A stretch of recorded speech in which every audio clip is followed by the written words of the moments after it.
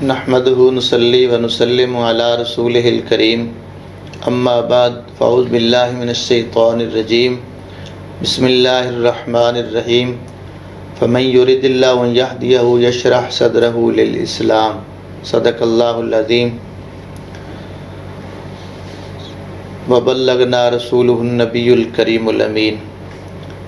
اللہ رب العزت جل وعلا کی حمد و ثنا جو اس کی شان کے لائق ہے، اس بارگاہ عالیہ میں اس کی شان کے مطابق حمد کا نذرانہ پیش کرنے کے بعد نبی اکرم رحمت دو عالم نور مجسم شفیع معظم بے کسوں کے کس بے سہاروں کے سہارا یتیموں کے ملجا و ماوا آقا نامدار مدینے کے تاجدار احمد مجتبیٰ محمد مصطفیٰ صلی اللہ علیہ وسلم کے حضور درود و سلام کا نذرانہ پیش کرنے کے بعد قابل قدر ناظرین ناظرات، آج ہم 8ویں پارے کی چند آیات مبارکہ اس کی روشنی میں غور کریں گے، دیکھیں گے اور اس کی روشنی کے اندر ہی کچھ چیزیں حاصل کرنے کے بعد ان پر عمل کرنے کی کوشش کریں گے۔ تو آئیں سورۃ الانعام کی آیت نمبر 125 سے آغاز کر رہے ہیں۔ پوری توجہ کے ساتھ آپ یہ چند گزارشات سن کر قرآن کا نور لیں، قرآن کی روشنی لیں، قرآن کا پیغام لیں، قرآن ہم سے کیا چاہتا ہے یہ سنیے اور کوشش فرمائیں کہ اس کو اپنے عمل میں بھی لائیں۔ اس آیت مبارکہ میں سورۃ الانعام کی آیت نمبر 125 میں اللہ نے واضح فرمایا کہ اللہ تعالیٰ جس کو سیدھا راہ دکھانا چاہتا ہے، ہدایت دینا چاہتا ہے، پھر اس کے لیے اسلام پسند فرماتا ہے اور اسلام اسے نصیب ہو جاتا ہے۔ تو گویا جس کا اللہ تعالیٰ سینہ کھول دیتا ہے، شرح صدر فرماتا ہے، اسے اسلام کی دولت ملتی ہے، دین اسلام نصیب ہو جاتا ہے۔ تو اسلام لانے کے بعد انسان کا سینہ گویا کھل گیا، اور وہ اب اس کے کھل جانے کی علامت کیا ہے کہ وہ آخر تک اس اسلام پر قائم رہے۔ تو اس کے حوالہ سے ہمیں یہ ذہن میں رکھنا چاہیے کہ جسے اسلام مل گیا وہ اس پر قائم بھی رہا اور دنیا سے اسی حالت میں گیا کہ وہ اسلام پر تھا، تو وہ یقیناً اس کا سینہ اللہ نے کھولا اور وہ خوش قسمت ہے، اور اسی کی عظمت اس آیت میں بیان ہو رہی ہے۔ اللہ تعالیٰ سورۃ تغابن میں فرماتا ہے وَمَن يُؤْمِن بِاللَّهِ يَهْدِ قَلْبَهُ، جو شخص بھی اللہ پر ایمان لائے گا اللہ اس کے دل کو ہدایت عطا فرمائے۔ تو پتہ چلا کہ جو اللہ پر ایمان لے آتا ہے، دل و جان سے اسے مان لیتا ہے، اللہ پھر اس کو ہدایت بھی عطا فرماتا ہے۔ تو اللہ رب العزت جس کا سینہ کھول دیتا ہے، اسے اسلام دے دیتا ہے، اسے دین دیتا ہے، ایمان ملتا ہے، اور پھر وہ اس پر قائم ہوتا ہے۔ تو اللہ تعالیٰ جس کے لیے بھی کوئی بہتری چاہتا ہے، اچھائی پسند فرماتا ہے، تو اسے کیا کیا دیتا ہے۔ پڑھی حدیث مبارکہ کا مطالعہ کر کے دیکھیں۔ حضور نے فرمایا فَمَن يُرِدِ اللَّهُ بِهِ خَيْرًا يُفَقِّهُ فِي الدِّينِ، اللہ جس کے لیے بھلائی کا ارادہ کرے اس کو دین کی سمجھ عطا فرماتا ہے۔ اب یہ حدیث پڑھ کر آپ کو یہ اندازہ ہو جانا چاہیے کہ دین کا علم پڑھنے والے، دین کی روشنی لینے والے، دینی معلومات لینے والے، دین کا کام کرنے والے اپنے مقدروں پہ ناز کریں، ان کو کسی اور نے سلیکٹ نہیں کیا، وہ سلیکشن اللہ تعالیٰ کی ہے۔ تو اللہ تعالیٰ جس کے لیے بھلائی کا ارادہ فرماتا ہے اس کو دین کی سمجھ دیتا ہے، دین کا علم دیتا ہے۔ تو جس کو دین کی سمجھ مل گئی تو وہ سمجھے کہ وہ خوش قسمت ہے، اللہ کی نظر میں وہ بہترین انسان ہے۔ اور ویسے بھی قرآن پاک گواہ ہے وَمَن يُؤْتِ الْحِكْمَةَ فَقَدْ أُوتِيَ خَيْرًا كَثِيرًا، جسے حکمت و دانائی مل گئی، یہ علم کا نور مل گیا، یہ دانائی کی باتیں روشنی مل گئی، اسے بہت زیادہ بھلائی نصیب ہو گئی۔ تو آئیں آج ہم بھی اپنے آپ کو خوش قسمت بنائیں، اس طبقے میں اپنے آپ کو داخل کریں جو اللہ کے پسندیدہ لوگ ہیں۔ اللہ نے اسلام دیا ہے، دین عطا فرمایا تو خوش قسمت ہیں، اور پھر اگر اللہ نے دین کی سمجھ، دین کا علم دیا ہے تو اور اللہ تعالیٰ کی عظمت اور اس کی شان مل گئی، اس کا کرم مل گیا کہ ہم اللہ کے پسندیدہ بندے بن گئے۔ اس مقصد کے لیے آپ کے اس علاقہ کے اندر یہ دینی مراکز آپ کے لیے بہترین وہ جگہ ہیں جہاں آپ خود جا کر اور اپنے بچوں کو بھیج کر یہ روشنی لے کے آپ بھی اللہ کے پسندیدہ بندے بن سکتے ہیں، دین کا علم حاصل کر کے اللہ کے لیے اس کی رضا کے لیے علم پڑھ کر آپ بھی اس لسٹ میں آ سکتے ہیں جن کے بارے میں اللہ فرماتا ہے کہ اللہ ان کے لیے بھلائی چاہتا ہے، اللہ تعالیٰ نے ان کے لیے بھلائی کو پسند فرما لیا۔ تو آپ کے لیے آج جامعہ الیاسیہ رضویہ اسلامک یونیورسٹی جیسے وہ عظیم ادارے فیصل آباد روڈ جڑاوالا پر آپ کو پکار رہے ہیں۔ جامعہ رضویہ تعلیم القرآن بلال مسجد طلباء و طالبات کو آواز دے رہا ہے۔ جامعہ قادریہ ہائر سیکنڈری اسکول جیسا عظیم ادارہ 240 موڑ پر وہ آج آواز دے رہا ہے، اور اپنی طرف وہ جو علم کے متلاشی ہیں اور اللہ کے جو پسندیدہ بندے بننا چاہتے ہیں، جو خیریت چاہتے ہیں، یہ ادارے ان کو بلا رہے ہیں۔ فاطمۃ الزہرا مہتاب مسجد ایسے ادارے اور ہمارے بہت سارے ادارے، جڑاوالا تو اب دینی اداروں کے حوالے سے بہت ہی خود کفیل ہو چکا ہے، بلکہ وہ کچھ چند ادارے وہ جس طرح جامعہ الیاسیہ ہے، جامعہ قادریہ ہائر سیکنڈری اسکول ہے، یہ تو وہ ادارے ہیں کہ جہاں دونوں طرح کے علوم دینی اور عصری مکمل تعلیم دے کر انسان کو ایک ایسا کوشش کرتے ہیں، ان کی پوری کوشش ہوتی ہے اس ادارے کی، ان اداروں کی کہ جو ہم سے پڑھ کر جائے۔ تو یہ ادارے یہ کوشش کرتے ہیں کہ جو ہم سے پڑھ کر جائے وہ کسی مرحلے میں بھی، کسی میدان میں بھی، جو ان اداروں سے پڑھ کر جائے وہ کسی میدان میں بھی پیچھے نہ رہ جائے، وہ علم کے حوالہ سے وہ دنیاوی علم ہو، عصری علم ہو، وہاں پر بھی وہ سر فہرست کھڑا ہو، اور دین کی بات ہو، درس نظامی کی بات ہو، قرآن و حدیث کی بات ہو، تو پھر بھی وہ کہیں کسی سے پیچھے نہ ہو۔ تو اگر آپ نے یہ حسین امتزاج لینا ہے دینی دنیاوی اور یہ ساتھ تربیت کا بھی آپ نے یہ نور لینا ہے تو ان اداروں کا انتخاب کریں۔ یہ ادارے آج آپ کو آوازیں دے رہے ہیں اور آواز آ رہی ہیں ایسی جگہوں سے، ہم تو مائل با کرم ہیں کوئی سائل ہی نہیں، راہ دکھلائیں کسے راہ روے منزل ہی نہیں۔ تو جس کے لیے اللہ نے دین اسلام کو پسند کیا اس کا گویا کہ سینہ کھل گیا، اور اللہ جس کے لیے دین کی تعلیم کو پسند کر لیتا ہے، دین کا علم دینا جس کے لیے اللہ تعالیٰ مقدر کر دیتا ہے، تو گویا اللہ تعالیٰ کی بارگاہ میں وہ بہترین انسان ہو گیا۔ من یرد اللہ بہ خیرا یفقہہ فی الدین، اللہ تعالیٰ جس کے لیے برائی کا ارادہ کرتا ہے اس کو دین کی سمجھ عطا فرما دیتا ہے۔ تو بہرحال سعادت مند ہیں اسلام دین پر چلنے والے اور اس کے علوم حاصل کرنے والے۔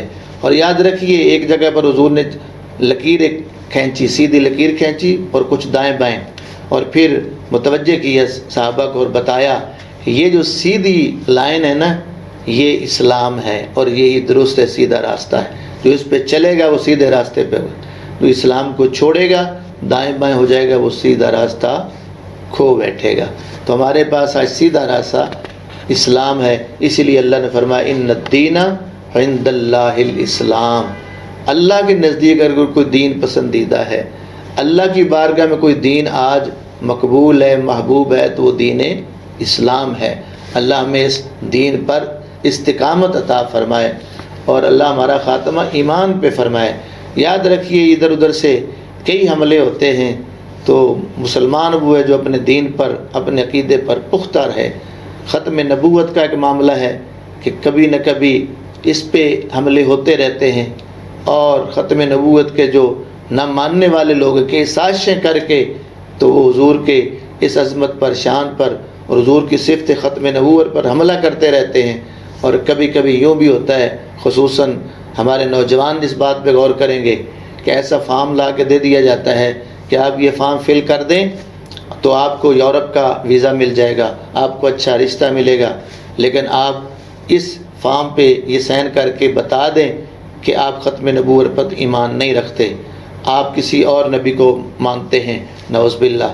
تو جب آپ نے کسی ایسے فارم پر، کسی ایسے کاغذ پر دستخط کر دیے، آپ نے اپنا ایمان بیچ ڈالا ہے، آپ بڑے خسارے میں چلے گئے، اپنا دین آپ نے برباد کر لیا۔ تو وہ سعادت مند ہے انسان جو اسلام پر ہے اور اس پر قائم ہے اور اسی پر اس کا خاتمہ بھی ہو۔ وہ ہمارے ایک بزرگ تھے محترم حاجی رائے بائی خان، وہ ایک بڑا جملہ بولا کرتے تھے، اور بعض ایک سادے لوگوں کے جملے بڑے دور تک اس کے نتائج ہوتے ہیں۔ وہ کہا کرتے تھے پریا اودا جانیے جدہ توڑ چڑھے۔ مطلب کیا تھا کہ کامیاب وہ انسان ہے جو دنیا سے وہ اسلام لے کے گیا، دین لے کے گیا، اس کی آخرت اچھی ہوئی۔ اور یہ تو ہمارا عقیدہ بھی ہے نا، دعائیں پڑھیں، سرکار کی تعلیمات لیں، اور اس پر ہمیں آج دعا کرتے رہنا چاہیے کہ مولا ہمارا خاتمہ ایمان پر فرما۔ تو دین اسلام کا نصیب ہونا، اس پر قائم رہنا بہت بڑی سعادت کی بات ہے۔ اگلی آیت، ہم دوسرا موضوع جو ہم لے رہے ہیں، چونکہ آج ہم نے 6 موضوع پہ بات کرنی ہے اور بڑے اختصار کے ساتھ میں عرض کروں گا کہ ساری چیزیں پیش کر سکوں۔ دوسرا موضوع ہمارا کن چیزوں سے ہمیں منع کیا گیا، اللہ نے کچھ چیزیں جن سے روکا ہے، منع فرمایا ہے۔ یہ صورت جو انعام ہے اس کی آیت نمبر 151 ہے۔ آیت نمبر 151 میں اللہ تعالیٰ نے کچھ چیزوں سے منع فرمایا۔ قُلْ تَعَالَوْا أَتْلُوا مَا حَرَّمَ رَبُّكُمْ عَلَيْكُمْ أَلَّا تُشْرِكُوا بِهِ شَيْئًا۔ اے پیارے محبوب صلی اللہ علیہ وسلم، تم فرماؤ کہ آؤ میں تمہیں پڑھ کر سناتا ہوں جو تم پر تمہارے رب نے حرام کر دیا ہے، جن کاموں کا کرنا تمہارے لیے منع ہے۔ ان میں پہلی چیز کیا بیان فرمائی؟ فرمایا اللہ تشرکوا بہ، کہ اللہ کے ساتھ کسی کو شریک نہ ٹھہراؤ۔ عبادت کے لائق صرف اللہ کی ذات ہے، وحدہ لا شریک، وہ ایک ہے، اس کے سوا کوئی عبادت کے لائق نہیں ہے، معبود وہی ہے۔ اس لیے کبھی بھول کر بھی کسی کو اور کوئی عبادت کے لائق نہیں سمجھنا، خدا نہیں سمجھنا، معبود نہیں سمجھنا، کیونکہ ان الشرک لظلم عظیم، شرک بہت بڑا ظلم ہے۔ اللہ کے ساتھ صفات میں، ذات میں کسی کی برابری، کسی کو برابر ٹھہرانا، یہ شرک ہے، اور جو شرک ہے وہ گناہ کبیر ہے، عظیم ہے، بڑا ہے، اور یہ کفر ہے اگر انسان اس کا ارتکاب کرتا ہے۔ لہذا اللہ کے ساتھ کسی کو شریک نہیں ٹھہرانا۔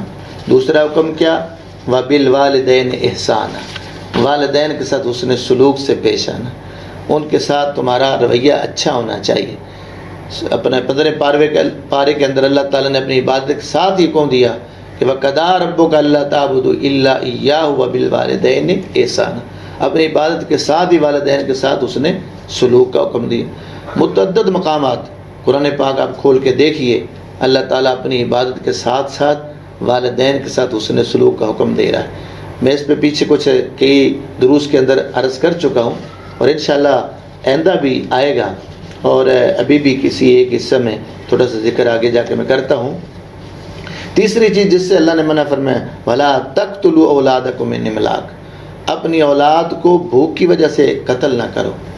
آج جو ہمارے بعض اوقات یہ ذہن بن جاتے ہیں یا بنا دیے جاتے ہیں، کیا کرتے ہیں کہ جی یہ ایسی پلاننگ کر لی جائے، فیملی پلاننگ کے پروگرام بنتے ہیں کہ جس میں اولاد کا قتل کے جو انسان کی زیادہ اولاد نہ ہو۔ ہاں کچھ چیزیں ہیں جو ایک انسانی ضرورت کے پیش نظر، کہ اگر ایسی حالت ہے کہ پہلا بچہ چھوٹا ہے، دودھ پی رہا ہے، اب کچھ وقفہ اس میں کچھ علماء نے اپنے اپنے جو موقف ہیں وہ پیش کیے ہیں، لیکن اس وجہ سے کہنا کہ اولاد زیادہ نہ ہو کہ ان کو پالیں گے کیسے، یہ کھلائیں گے کیسے، یہ ان کو ہم روزی کہاں سے دیں گے، یہ تصور اسلام کا دیا ہوا نہیں ہے۔ یہ مغرب کا ہو سکتا ہے، یہ غیر مسلموں کا تصور ہو سکتا ہے، اسلام اس کی نفی کر رہا ہے۔ لہٰذا 2 ہی بچے بہت ہی اچھے والا جو نعرہ ہے نا، یہ اسلام کا نہیں ہے۔ ہاں ٹھیک ہے، آپ تربیت کریں، اللہ نے اولاد دی ہے، 2 ہیں، 3 ہیں، 4 ہیں، جتنے بھی ہیں، تربیت ضروری ہے، لیکن اس وجہ سے اولاد کا کم کروانا اور یہ منصوبہ بندی کروانا کہ اولاد زیادہ ہوگی تو پالیں گے کیسے، آبادی بڑھ جائے گی، یا مطلب اور مسائل پیدا ہوں گے، یہ اسلام کی روح کے خلاف ہے۔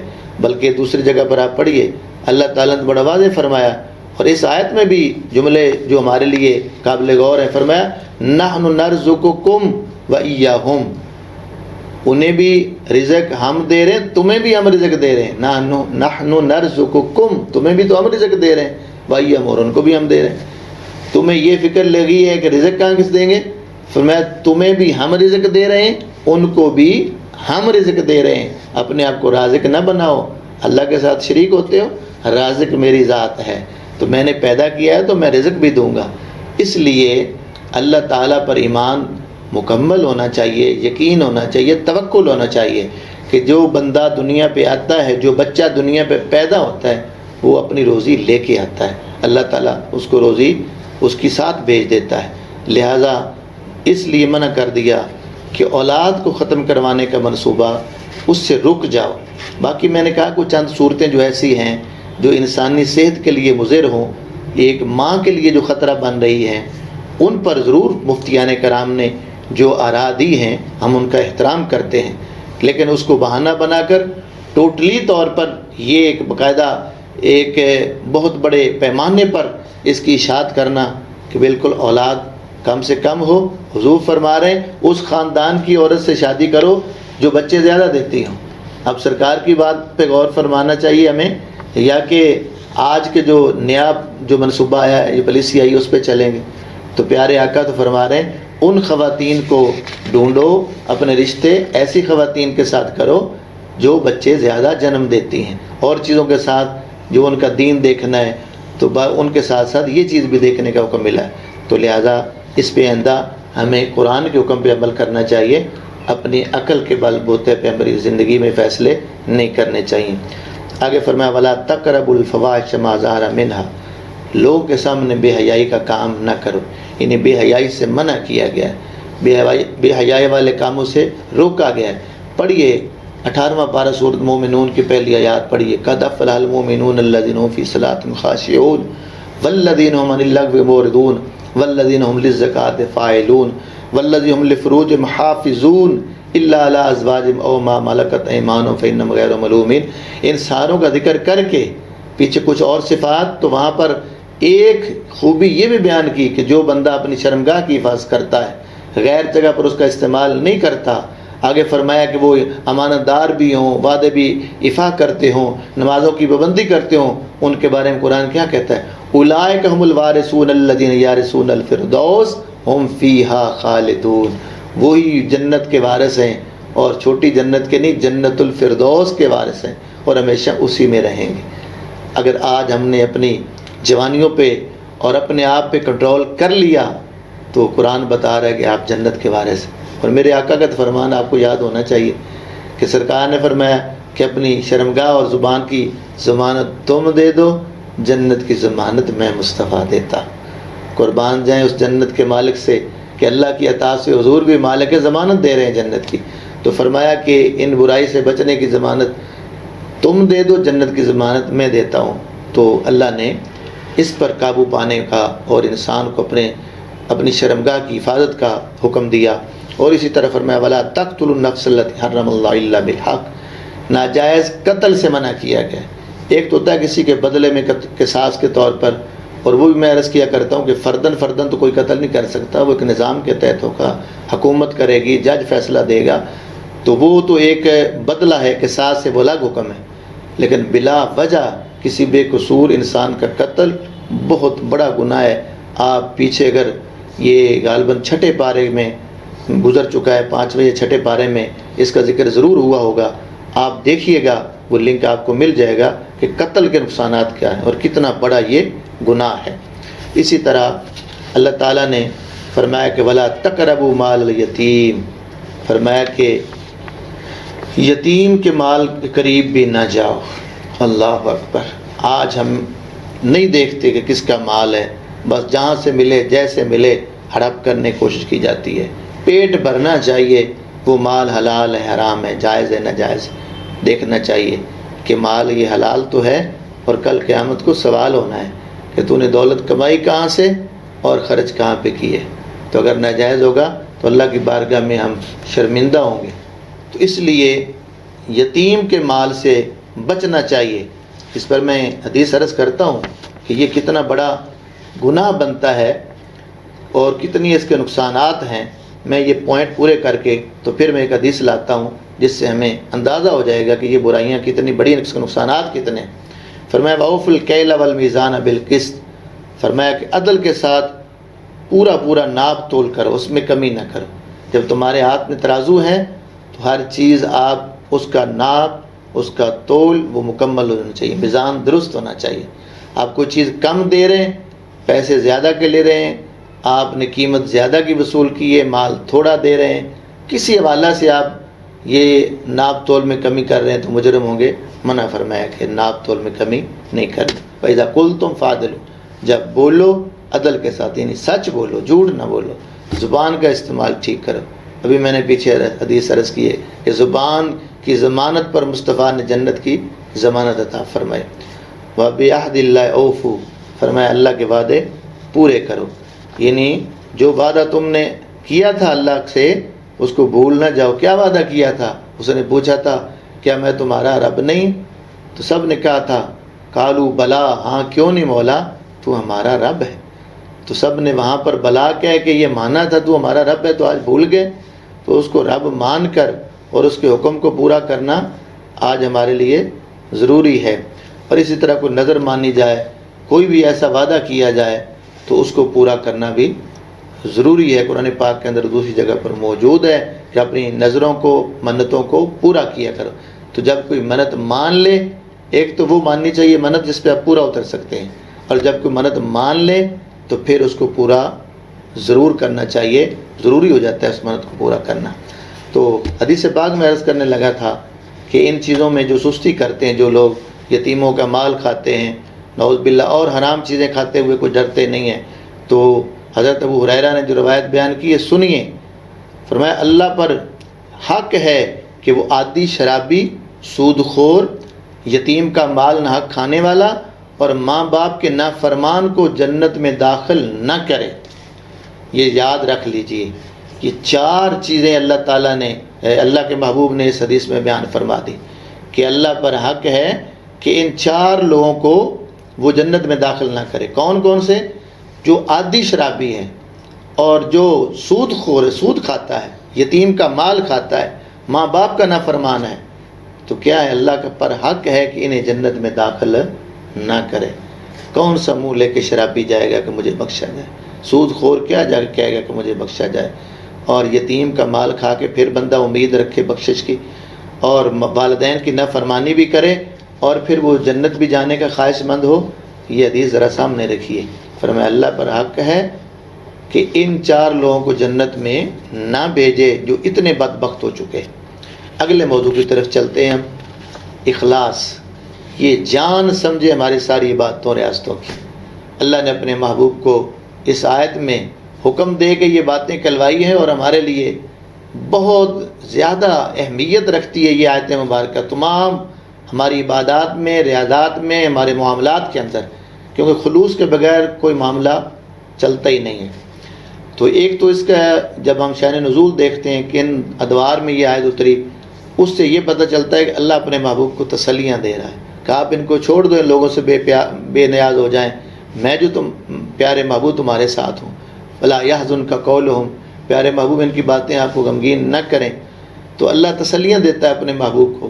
تو یہ اس آیت میں تسلی بھی دی جا رہی ہے، اور حضور خلوص دے رہے ہیں ہمیں، ایک بہت بڑا ہمیں ایک طریقہ دے رہے ہیں۔ فَقُلْ إِنَّ صَلَاتِي وَنُسُكِي وَمَحْيَايَ وَمَمَاتِي لِلَّهِ رَبِّ الْعَالَمِينَ، تو کہہ دیجئے کہ بے شک میری نماز، میری قربانی اور میرا دنیا پہ رہنا اور دنیا سے جانا کسی اور کے لیے نہیں ہے، اللہ کے لیے جو رب العالمین ہے۔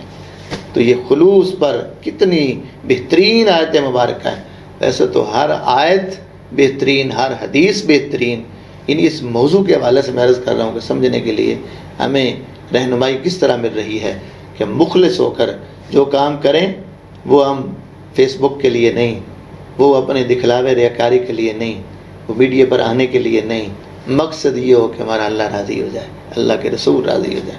تو فرمایا بتا دو کہ میری نماز ہو، میری قربانی ہو، میرا دنیا پہ رہنا ہو، دنیا سے جانا ہو، اور کوئی مقصد نہیں ہے، صرف اور صرف رب العالمین کے لیے، جو ساری کائناتوں کا رب ہے، سارے جہانوں کا رب ہے۔ اللہ اکبر۔ اس پر وہ ایک حدیث پاک، میں اس کا خلاصہ عرض کر کے آگے چلتا ہوں تاکہ خلوص کا ہمیں پتہ چلے۔ 3 لوگ گھر سے نکلے، سفر پہ گئے، راستے میں وہ ایک جگہ پہ رکے، ایک غار میں گئے، اور غار کے اندر چلے گئے، اوپر سے ایک پتھر گرا، اس غار کا دروازہ بند ہو گیا، نکلنے کا کوئی راستہ نہیں۔ بڑے پریشان ہوئے کہ کیا کریں گے، اب تو موت کے سوا چارہ ہی کوئی نہیں، اتنی بڑی یہ جو سامنے چٹان پڑی ہے پتھر کی، یہ تو ہٹا سکتے ہی نہیں، ہمارے اندر طاقت ہی نہیں۔ کہا اچھا یار سوچو کوئی اچھا جو عمل کیا ہے آج اس کا واسطہ دے کے یہ چٹان ہٹاتے ہیں۔ تو ان میں سے ایک نے عرض کیا کہ مولا تو جانتا ہے میں بکریاں چراتا تھا سارا دن، شام کو گھر آتا تھا، جب دودھ دوتا تھا بکریوں کا، بچے مجھ سے دودھ مانگ رہے ہوتے تھے، میرے پاؤں سے چمٹ رہے ہوتے تھے، لیکن میں پہلے اپنے والدین کو دودھ دیتا تھا، بوڑھے میرے والدین تھے ان کی خدمت کرتا تھا، بعد میں اپنے گھر والوں کو دیتا، بچوں کو دیتا تھا، اتنا خیال کرتا تھا ماں باپ کا، صرف تیری رضا کے لیے، بس اتنا کہنا تھا۔ وہ پتھر تھوڑا سا پیچھے ہو گیا۔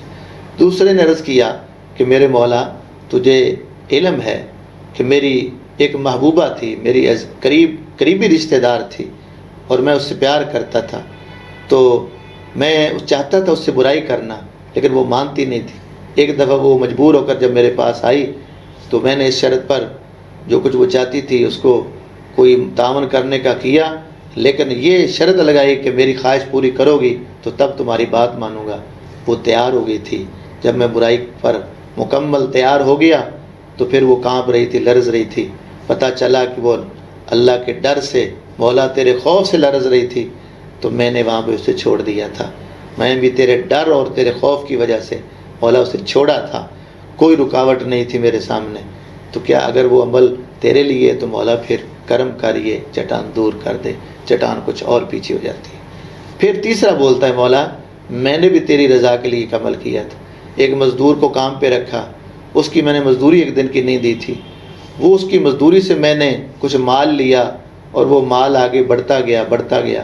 کئی دنوں کے بعد وہ مزدور واپس آیا، اس نے مزدوری مانگی، تو میں نے وہ جتنے جانور کھڑے تھے، بکریاں تھی، گائے تھی، میں نے کہا یہ سب تیرا مال ہے، لے جاؤ۔ اس نے کہا مذاق کرتے ہو؟ میں نے کہا نہیں مذاق نہیں، یہ تمہاری ایک دن کی اس مزدوری سے، یہ جو تمہاری مزدوری میرے پاس رہتی تھی اس سے مال لیا تھا، بڑھتے بڑھتے اتنا ہو گیا ہے، اب یہ مال سارا تیرا ہے، لے جاؤ، میں اس سے کوئی چیز نہیں رکھوں گا۔ مولا اگر یہ اتنا بڑا مال صرف تیری رضا کے لیے دیا ہے تو مہربانی کر دے۔ وہ چٹان مکمل پیچھے ہو جاتی ہے اور وہ غار سے نکل کے تینوں چلے جاتے ہیں۔ دیکھ لیں کوئی خلوص کے ساتھ کیا جانے والا کام پتھروں کو ہٹا دیتا ہے، چٹانیں ہٹ جاتی ہیں، مشکلات دور ہو جاتی ہیں۔ آئیں آج ہم بھی مخلص ہو کر، خالص ہو کر اپنے مولا کے حضور جھکنے والے ہو جائیں۔ آگے آ رہا ہے ٹاپک کہ ابلیس نے جب یہ قسم کھائی تھی کہ مولا تو مجھے آدم کی وجہ سے نکال رہا ہے تو میں تو ابن آدم کو گمراہ کر کے چھوڑوں گا، میں انہیں نہیں چھوڑوں گا، پھر اسے کہنا پڑا کہ الا عبادک منہم المخلصین، مولا تیرے خالص بندوں پہ میرا داؤ نہیں چلے گا، وہ نیک بندے تیرے جو مخلص بندے ہیں ان پہ میرے حملے نہیں چلیں گے، ہمیں آج خالص ہونا پڑے گا۔ یارو دنیا میں کوئی چیز جو خالص نہیں آپ خریدنے کو تیار نہیں ہیں، آپ کپڑا خالص نہ ہو نہیں لیتے ہیں، گھی خالص نہ ہو تو آپ بچتے ہیں اس سے، ہر چیز خالص ڈھونڈتے ہیں، تو کیا ہم اللہ کے خالص بندے نہ بنیں، بندے 2 نمبر بنے اور دوسروں سے ہم چیز 1 نمبر مانگیں؟ یہ کیسے ہمارے فیصلے ہیں اور ہمارا کیا طریقہ ہے؟ جب ہم یہ خود ڈیمانڈ کرتے ہیں کہ ہمیں چیز 1 نمبر ملنی چاہیے، تو کیا اللہ نہیں یہ چاہے گا کہ میرا بندہ بھی 1 نمبر ہو، میرے ساتھ 2 نمبری نہ کرے، جھوٹ نہ بولے، فراڈ اندر کچھ اور ہو زبان پہ کچھ اور ہو؟ تو خلوص وہ ہے کہ جب بندہ جو کو کام کرتا ہے وہ خالص اپنے مولا کی رضا کے لیے کرتا ہے۔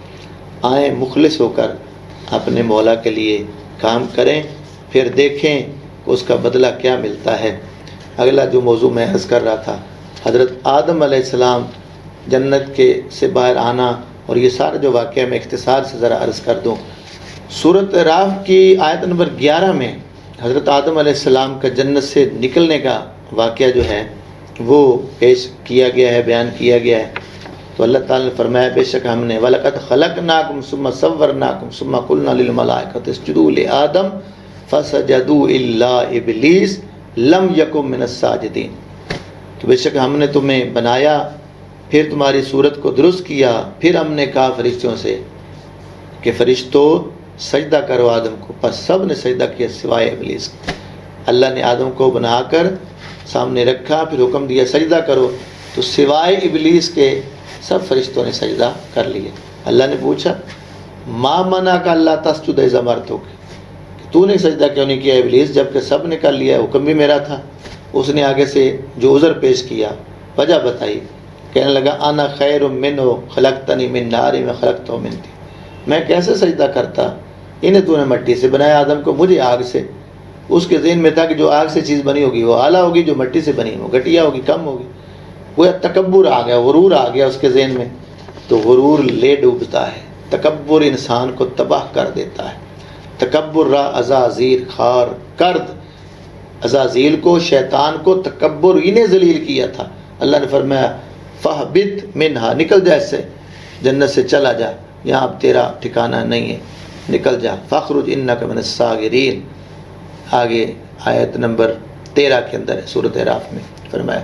پھر اس نے کہا جب اور کچھ چارہ نہ تھا، مولا پھر مجھے مہلت دے دے، زندگی تو دینا، پھر میں اپنا بدلہ تو لے سکوں۔ اللہ نے فرمایا جاؤ تمہیں مہلت دی، آیت نمبر 14-15 کے اندر اس سے مہلت مل گئی۔ پھر اس نے کہا کہ میں بیٹھوں گا ابن آدم کے راستے پر، لَأَقْعُدَنَّ لَهُمْ صِرَاطَكَ الْمُسْتَقِيمَ، میں ان کے سیدھے راستے پر بیٹھوں گا، ثُمَّ لَآتِيَنَّهُم مِّن بَيْنِ أَيْدِيهِمْ وَمِنْ خَلْفِهِمْ وَعَنْ أَيْمَانِهِمْ وَعَنْ شِمَالِهِمْ، فرمایا کہ میں ان کے راستے پر بیٹھوں گا، آگے سے بھی حملہ کروں گا، پیچھے سے بھی، دائیں سے بھی، بائیں سے بھی۔ اور وَلَا تَجِدُ أَكْثَرَهُمْ شَاكِرِينَ، مولا تو اکثر نہ شکر ہی پائے گا۔ دیکھنا پھر میرا کمال بھی، اگر میں گمراہ ہوا ہوں تو بدلہ میں بھی لے کے چھوڑوں گا۔ محترم ناظرین، قابل قدر ناظرات، آج ہم نے سوچنا ہوگا کہ شیطان بدلے لینے کے لیے آج ہر طرف سے حملے کر رہا ہے، آگے سے، پیچھے سے، دائیں سے، بائیں طرف سے۔ جب ہر طرف سے وہ حملہ کر رہا ہے تو پھر ہمیں بھی تو اتنا ہوشیار ہونا ہوگا نا جتنا زیادہ حملہ ہو رہا ہے۔ لیکن ہم سست ہیں، ہمیں یاد نہیں ہے کہ ہم نے اپنا روک تھام ہم نے کیسے کرنی ہے، اپنا تحفظ ہم نے کیسے کرنا ہے۔ تو آئیں، جو دوسری جگہ پر اس نے خود مانا تھا نا، آگے 14ویں پارے نے جا کے اس میں کہا تھا کہ الا عبادک منہم المخلصین، مولا تیرے خالص بندوں پہ میرا زور نہیں چلتا۔ تو آئیں آج ہم ان خالص بندوں کا دامن مضبوطی سے تھام لیں۔ جب ان کا دامن تھام لیں گے نا تو انشاءاللہ پھر ہم کئی حملوں سے بچ جائیں گے، اللہ کی رحمت میں آ جائیں گے، اس کی حفاظت میں آ جائیں گے۔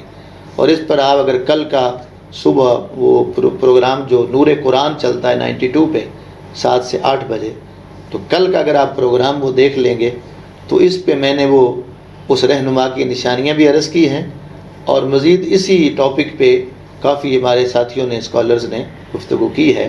تو آپ سنیے گا، وہ فیس بک پہ، یوٹیوب پہ 92 پہ آپ کو مل جائے گا کل کا پروگرام، جو کہ یہ اسی ٹاپک کے حوالہ سے، یہ بزرگان دین کے حوالہ سے، ان کی صحبت کے حوالہ سے، ان کی رہنمائی کے حوالہ سے میں عرض کر رہا تھا۔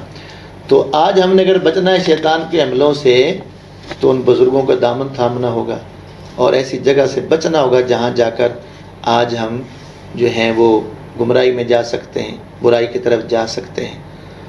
تو خیر آئیے یہ صورت آگے پڑھتے جائیں۔ سورۃ اعراف کی آیت نمبر 20 میں پھر اس نے وسوسہ ڈال کر حضرت آدم اور حوا کو کس طرح لباس اتروا دیا اور قسمیں کھائی، وقاسمہما انی لکما لمن الناصحین۔ سورۃ اعراف کی آیت نمبر 21 میں قسم کھا کے کہنے لگا ان دونوں سے کہ میں تمہارا خیر خواہ ہوں۔ اب حضرت آدم اللہ کے نام سنیں، قسم اللہ کے نام کی ہو تو آپ اعتبار نہ کریں، یہ کیسے ہو سکتا تھا؟ حضرت آدم نے اپنے مولا کا نام سنا تو سب کچھ بھول گئے کہ مجھے تو روکا ہوا تھا، ادھر نام آ گیا تو اس کی بات مان لی، درخت کے قریب چلے گئے، اس سے کھایا تو لباس بھی اتر گیا۔ پھر وہ جنت کے پتوں سے، درختوں کے پتوں سے آپ اپنا لباس بنا رہے تھے، پھر اس کے بعد جنت سے نکالا گیا اور حکم دیا گیا کہ جنت سے نکلو، توبہ قبول کر لی اللہ نے، ربنا ظلمنا انفسنا وان لم تغفر لنا وترحمنا لنکونن من الخاسرین۔ سورۃ اعراف کی آیت نمبر 23 میں دعا ہے جو آدم اور حضرت حوا علیہ السلام نے اللہ کے حضور گڑ گڑا کے دعائیں کی تھی۔ تو لمبا عرصہ دعا کرتے رہے، آخر دعا قبول ہوئی، اللہ تعالیٰ نے معاف فرمایا۔ تو اللہ نے زمین پہ بھیجا، کس لیے؟ وَلَكُمْ فِي الْأَرْضِ مُسْتَقَرٌّ وَمَتَاعٌ إِلَىٰ حِينٍ، تمہارے لیے زمین میں ایک وقت تک ٹھہرنا ہے اور وہاں پر برتنا ہے، زندگی گزارنا ہے۔ تو دنیا میں بھیجا، زمین میں بھیجا، اس کے پیچھے بہت ساری حکمتیں، ان میں ایک یہ بھی حکمت تھی کہ اگر آپ جنت سے باہر نہ آتے تو جو آپ کی نافرمان اولاد تھی وہ کیسے جنت سے باہر نکلتی، آپ نے باہر آنا تھا تو جو نافرمان اولاد تھی وہ باہر رہ جائے گی، اور جو فرما بردار اولاد ہوگی وہ پھر جنت میں واپس چلے جائے گی۔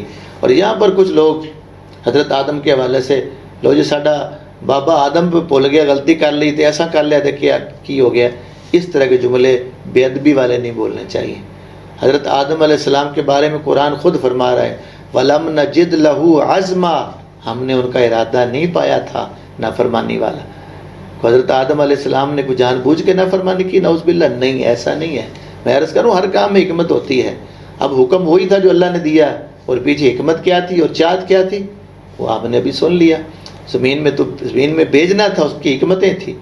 تو اب جو نافرمان اولاد تھی آپ کے پشت کے اندر، اس کو زمین پہ چھوڑ گیا اپنا، ان کے امتحان کے بعد وہ دوزخ میں چلے جائیں گے، اور جو فرما بردار ہوں گے وہ پھر حضرت آدم کے ساتھ جنت میں ہوں گے اور وہاں جنت میں پہنچیں گے۔ تو لہٰذا اس واقعے سے بہت کچھ ملتا ہے ہمیں، خاص کر کے ابلیس سے کیسے ہم نے بچنا ہے وہ میں پیچھے عرض کر چکا ہوں۔ کوشش فرمائیں کہ شیطان کے حملوں سے بچنے کے لیے وہ تدابیر بھی اختیار کریں۔ دیکھو نا، آج ایک مصیبت آئی ہے، وبا آئی ہے، یہ کرونا ہے، کیسا ہے، کہاں تک ہے، کیا ہے، ہم تو جانتے نہیں اس فیلڈ کو، لیکن احتیاطیں ہو رہی ہیں نا۔ بہت زیادہ سرتور کوشش ہے حکومت کی بھی، عوام کی بھی، خاص کر کے میڈیا تو ضرورت سے زیادہ ہی پھر وہ چڑھائی کرتا ہے نا، وہ بلکہ بعض لوگوں کے اپنے کچھ ہوتا ہے کہ ہم نے کسی کو ٹارگٹ کرنا ہے۔ اللہ تعالیٰ ہم سب کو یہ پازیٹیو سوچ عطا فرمائے۔ تو بعض اوقات ایسے بہانے بنا کے ہم ٹارگٹ کرتے ہیں، خاص کر کے مساجد وغیرہ کو یا ایسی جگہوں کو۔ تو میں عرض کیا کرتا ہوں کہ ہمیں اس دن کو بھی یاد رکھنا چاہیے جب اللہ کی بارگاہ میں ہم نے پیش ہونا ہے۔ ہم مسلمان ہیں، کلمہ پڑھتے ہیں، ہمیں حق پر، سچ پر یقین ہونا چاہیے۔ کل اللہ کی بارگاہ میں ہم نے کچھ جواب دینے ہیں۔ اگر ہم آج غلط بیانی کریں گے، ہوگا کچھ اور بنا کے کچھ اور پیش کریں گے، بات کو توڑ موڑ کر پیش کریں گے، رخ کچھ کا کچھ اور بنا کے پیش کریں، کسی انداز میں بھی کوئی پیچھے اپنا ذاتی مقصد لے کے کوئی بات کریں گے، تو اس کا نتیجہ اگر کوئی غلط نکلتا ہے ہماری گفتگو کی وجہ سے، کل اللہ کی بارگاہ میں ہم جواب دیں گے۔ اس لیے میں عرض کیا کرتا ہوں کہ میڈیا پر گفتگو کرنے والے اسی طرح کوئی تحریر یا تقریر کی صورت میں اپنا میسج دوسروں تک پہنچانے والے ایک ایک جملے پہ غور فرمایا کریں کہ کہیں ایسا کوئی جملہ نہ ہو جو کل ہماری گرفت کا سبب بنے۔ آخری ٹاپک کی طرف جا رہا ہوں۔ اللہ تعالیٰ نے ہمیں حکم دیا لباس کے حوالے سے۔ سورہ اعراف کی آیت نمبر 26 کے اندر اللہ تعالیٰ نے ارشاد فرمایا کہ یا بنی آدم قد انزلنا علیکم لباسا یواری سوآتکم وریشا۔ اللہ تعالیٰ نے فرمایا کہ اے آدم کی اولاد، بے شک ہم نے تمہارے لیے لباس اتارا، کس لیے؟ ایک تو تمہیں چھپانے کے لیے کہ تم اپنی شرمگاہیں چھپاؤ، اور دوسرا تمہاری زینت کے لیے، تمہاری آرائش کے لیے۔ تو لباس اس لیے ملا کہ انسان وہ اپنی شرمگاہ چھپائے بھی، پردہ بھی ہو اور زینت بھی حاصل کرے۔ اور بہترین جو لباس ہے وہ قرآن نے اسی آیت میں کیا فرمایا؟ وَلِبَاسُ التَّقْوَىٰ، فرمایا کہ اگر سب سے اچھا لباس ڈھونڈنا چاہتے ہو، بہترین لباس تقویٰ۔ لہٰذا لباس پر زور دیا گیا ہے، ہمیں بھی چاہیے کہ اپنا لباس درست رکھیں۔ اب یہ لباس کے حوالے سے مسئلہ ذہن میں رکھیں۔ ایک ہوتا ہے سطر، مرد کے لیے ناف سے لے کر یہ گھٹنوں تک یہ جسم کا ڈھانپنا ضروری ہے۔ یہ اتنا حصہ لازمی ہے ہر مرد کے لیے کہ وہ کسی حال میں بھی اس حصے کو نہ کھولے، اور عورت کے لیے اس کا سارا جسم سطر ہے سوائے ہاتھ، پاؤں اور چہرے کے، باقی سارا جسم ڈھانپنا ضروری ہے۔ تو یہ لباس کی اہمیت ہمیں ذہن میں رکھنی چاہیے کہ جو لباس اللہ نے اور اللہ کے رسول نے ہمارے لیے لازم کیا ہے اس کا ہمیں خیال رکھنا چاہیے۔ آج ہم فیشن دیکھ کر اور دنیا کے کچھ چاہتے ہوتی ہیں اور دنیا کے کچھ تقاضے اور ڈیمانڈیں ہوتی ہیں، وہ پیچھے ہوں گی، پہلے اللہ اور اس کے رسول کا حکم مانیں گے۔ لباس کے معاملے میں خاص کر کے ہمیں احتیاط سے کام لینا چاہیے تاکہ شرم، حیا اور یہ چیزیں جو ہیں وہ قائم رہیں۔ اللہ تعالیٰ نے لباس پیدا فرمایا انسان کے تحفظ کے لیے۔ نبی کریم صلی اللہ علیہ وسلم خود لباس کی بڑی توجہ دیتے تھے۔ آپ جب گھر سے نکلتے تو اپنے ریش مبارک اور اپنے گیسوئے پاک گیسوئے امبرین کو کنگھی فرما کے اور بڑے اچھے انداز میں خوشبو لگا کر اور امامہ مبارک اپنا درست فرما کے دستار خوبصورت رکھ کر تو پھر آیا کرتے۔ تو آپ کی بارگاہ میں جب عرض کیا جاتا کہ آپ اتنا اہتمام کیوں فرماتے ہیں تو جواب کیا دیتے تھے؟ فَإِنَّ اللَّهَ جَمِيلٌ وَيُحِبُّ الْجَمَالَ، اللہ خوبصورت ہے اور وہ خوبصورتی کو پسند فرماتا ہے۔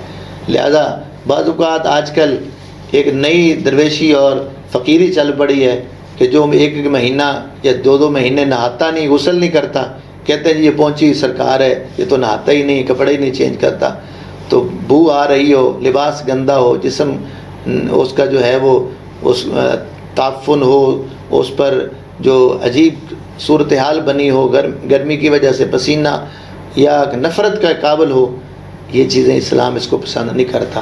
ایسے نہیں کہا گیا الطہور شطر الایمان کہ جو طہارت ہے وہ آدھا ایمان ہے، اس لیے لباس پہ پوری توجہ دینے چاہیے۔ اور وہ جو مجذوب کا حوالہ دیا جاتا ہے وہ بڑا اونچا درجہ ہے، ہر کوئی مجذوب نہیں ہو سکتا، اس درجے پہ ہر کوئی نہیں پہنچتا، اور یہ آج کل غلط تعریفیں ہوتی ہیں، اور جس کو چاہتے ہیں لوگ اس کو مجذوب بنا کے تو اپنی مرضی کے ترجمے کر رہے ہوتے ہیں۔ اور آج جس کا گندا لباس ہو یا اس نے لباس پہنا ہی نہ ہو، نعوذ باللہ، کہتے ہیں اگر اس نے آدھا لباس پہنا تو آدھا ولی ہے، اور سارے ننگا تو اس کو پورا ولی ماننا شروع کر دیتے ہیں، نعوذ باللہ۔ تو یہ ہماری کیسی عادتیں، اب ہمارے کچھ ایسے نظریات اور ایسی غلط سوچیں جو ہیں، اس سے ایک اسلام کی بدنامی ہوتی ہے، دین کی بدنامی ہوتی ہے، اس لیے اپنی مرضی سے کوئی اس طرح کے فیصلے نہ کیا کریں۔ لباس اللہ حکم دے رہا ہے، اللہ کے رسول نے اپنا لباس پوشاک کا خیال فرما کر سنت بنا کر لوگوں کو دیا ہے، اور اس پہ زور دیا گیا ہے۔ حضرت غوث پاک عبد القادر جیلانی کو دیکھیے، کیسا لباس، شاندار لباس پہنا کرتے تھے۔